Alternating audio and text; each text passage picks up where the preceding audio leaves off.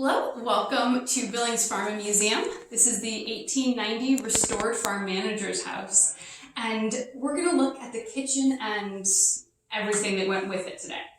So, like most modern kitchens today, they had basically everything, all of the same appliances, they just looked a little different. For example, they had a sink. They had running hot and cold water, which was very modern for the time. They had a stove, and if anyone asks about a microwave, it's a little bit of a slow one, but it still cooks your food. This one was a wood-burning stove. It also heated the water to give the running hot water. And just like in most modern kitchens, it also had an icebox. Well, they called it a refrigerator at the time. The term icebox didn't exist until later. It's a little bit dark in that corner because you didn't have to see it all that well. The top opens and large blocks of ice would be put into it, and then anything cold would be put in the chamber below. And since heat rises and cold descends, the cold air would drop down from the ice and keep whatever you needed cold. If you look around the kitchen here, there's not a lot of storage space or counter space. It's mostly just cooking and cleaning and maybe eating in here. That's because all of your storage space and prep space is in the next room, in the pantry. I love this pantry. I think everyone who comes here loves this pantry. It is big and beautiful. Do you remember this is a museum? But Mrs. Aiken, the first woman who had this pantry, probably kept it like this from what we know of her. And she used it a lot. She was a wonderful cook. You'll notice lots of counter space, lots of shelves for storage. This was a working pantry. That means that this was intended to prepare your food for cooking, not just prepare it to get on the table like a butler's pantry. This room had all the space. You could stand here and enjoy the view, enjoy the breeze. It kept the space where you stored things and then where you cooked the things separate. Because that kitchen can get pretty hot, this is a nice place to work during the summer. It's also just a nice place to store your things. And one of the very unique storage things is these containers here.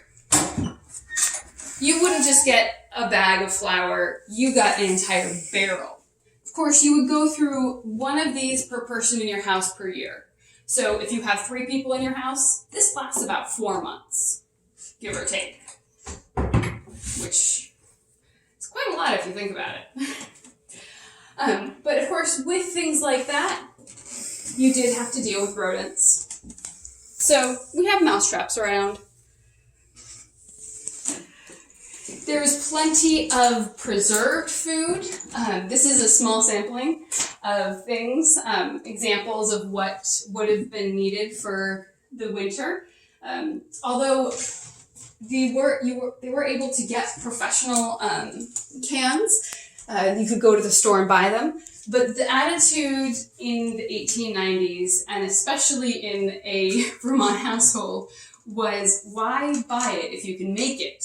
I know that is somewhat switched in modern culture, but the idea of why would I go and spend my hard-earned money on a can when I can just grow the food and can it myself? The other consideration is, do you want to spend your time out in the garden, growing food, and then a long time in very, very hot kitchen canning, or do you want to earn money and then just pay for it? This was the debate that went on. But there was probably, in most households, a mix of the two. There are all sorts of gadgets throughout. We often think of a modern kitchen as full of gadgets and that being a new concept. Not at all. Victorians loved their cooking gadgets, and they had gadgets for so many different things, and many were very specific, of course. And if you see any that you're especially interested in, and let us know. But that was, this layout of the pantry and the kitchen was very common for a long time until the early 1900s, when there was the domesticity movement. Women were being encouraged to run their homes as efficiently as a man ran his business.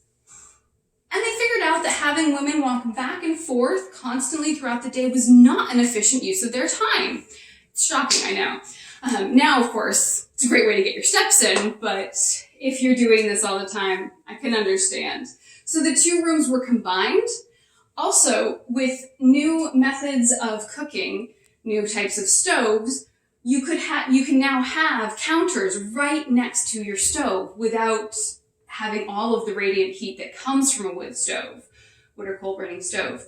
And so if you look at old houses, yes, oftentimes now they'll have a small counter next to their stove and oven, but most of the time you'll notice a lack of counter space simply because it was often in a different room.